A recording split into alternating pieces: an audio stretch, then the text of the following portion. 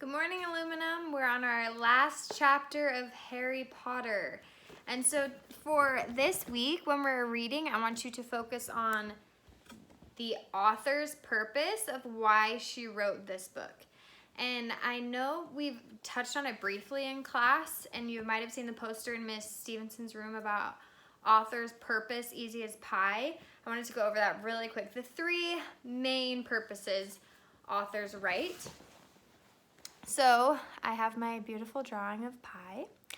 And so author's purpose pie. So we have P-I-E. P is for persuade. So trying to convince the reader of a certain point of view. The author is trying to do that. The I in pie is to inform. So the author is trying to teach or give information to the reader. Or E is entertain. So the author's trying to hold the attention of the reader through enjoyment. So while we're finishing up the rest of our book, I want you to think about, what do you think J.K. Rowling was trying to do? What was her purpose in writing this book? Here we go. And we're on chapter 17. And it's called The Man with Two Faces. And I'll just read where we picked off last time. So they played Wizard's Chess. Ron got hurt and stayed there. And then Harry continued on, and Hermione went back to help Ron. And Harry opened the last door, and there was already someone there that wasn't Snape and wasn't Voldemort. The Man with Two Faces. It was Quirrell. "You," gasped Harry. Quirrell smiled. His face wasn't twitching at all. "Me," he said calmly. "I wondered whether I'd be meeting you here, Potter. But I thought Snape..." "Severus?" Quirrell laughed, and it wasn't his usual quivering treble either, but cold and sharp. "Yes, Severus does seem the type, doesn't he? So useful to have him swooping around like an overgrown bat. Next to him, who would suspect poor, stuttering Professor Quirrell?" Harry couldn't take it in. This couldn't be true. It couldn't. "But Snape tried to kill me." No. I tried to kill you. Your friend, Miss Granger, accidentally knocked me over as she rushed to set fire to Snape at the Quidditch match. She broke my eye contact with you. Another few seconds and I'd have gotten you off that broom. I'd have managed it before then if Snape hadn't been muttering a counter curse trying to save you."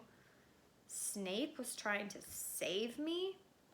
"Of course," said Quirrell coolly. "Why do you think he wanted to referee your next match? He was trying to make sure I didn't do it again. Funny, really. He needn't have bothered. I couldn't do anything with Dumbledore watching. All the other teachers thought Snape was trying to stop Gryffindor from winning. He did make himself unpopular. And what a waste of time when, after all that, I'm going to kill you tonight." Quirrell snapped his fingers. Ropes sprang out of thin air and wrapped themselves tightly around Harry. You're too nosy to live, Potter, scurrying around the school on Halloween like that. For all I knew, you'd seen me coming to look at what was guarding the stone." "You let the troll in?"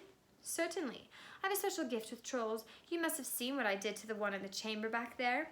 Unfortunately, while everyone else was running around looking for it, Snape, who already suspected me, went straight to the third floor to head me off.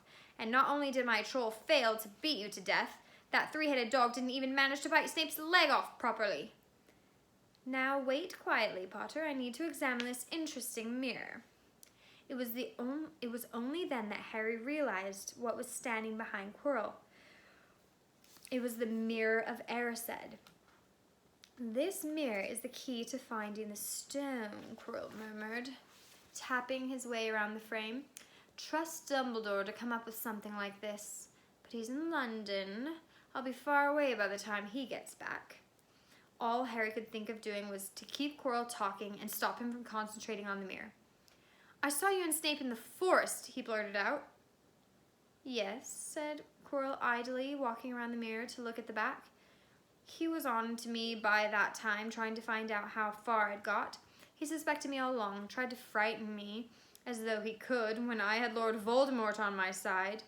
Quirrell came back out of behind the mirror and stared hungrily into it. I see the stone. I'm presenting it to my master, but where is it? Harry struggled against the ropes binding him, but they didn't give. He had to keep Quirrell from giving his whole attention to the mirror. But Snape always seemed to hate me so much. Oh, he does, said Quirrell casually. Heavens, yes. He was at Hogwarts with your father, didn't you know? They loathed each other, but he never wanted you dead. But I heard you a few days ago sobbing. I thought Snape was threatening you. For the first time, a spasm of fear flitted across Quirrell's face. Sometimes, he said, I find it hard to follow my master's instructions. He is a great wizard, and I am weak. You mean he was there in the classroom with you? Harry gasped. He is with me wherever I go, said Quirrell quietly. I met him when I traveled around the world. A foolish young man I was then, full of ridiculous ideas about good and evil. Lord Voldemort showed me how wrong I was. There is no good and evil. There is only power, and those too weak to seek it. Since then, I have served him faithfully, although I have let him down many times.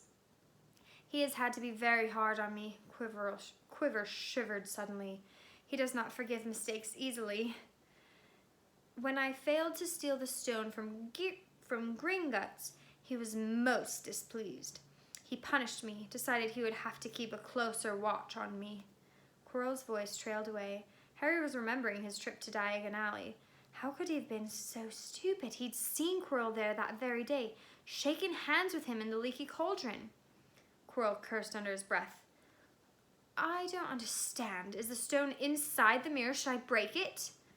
Harry's mind was racing. What I want more than anything else in the world at that moment, he thought, is to find the stone before Quirrell does. So if I look in the mirror, I could see myself finding it, which means I'll see where it's hidden. But how can I look without Quirrell realizing what I'm up to? He tried to edge to the left to get in front of the glass without Quirrell noticing, but the ropes around his ankles were too tight. He tripped and fell over. Quirrell ignored him. He was still talking to himself. What does this mirror do? How does it work? Help me, master. And to Harry's horror, a voice answered, and the voice seemed to come from Quirrell himself. Use the boy. Use the boy. Quirrell rounded on Harry. Yes, Potter, come here. He clapped his hands once, and the ropes binding Harry fell off. Harry got slowly to his feet. Come here, Quirrell repeated. Look in the mirror and tell me what you see. Harry walked toward him. I must lie, he thought desperately. I must look in and lie about what I see, that's all. Quirrell moved close behind him. Harry breathed in the funny smell that seemed to come from Quirrell's turban. He closed his eyes, stepped in front of the mirror, and opened them again. He saw his reflection, pale and scared looking at first. But a moment later, the reflection smiled at him. It put its hand into his pocket and pulled out a blood-red stone.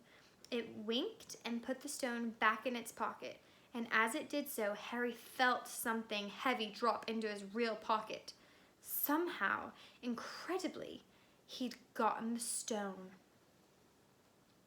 Well, said Quirrell impatiently, what do you see?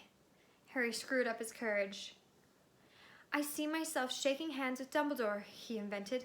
I've won the house cat for Gryffindor. Quirrell cursed again. All right, we're going to stop there and see what happens next tomorrow.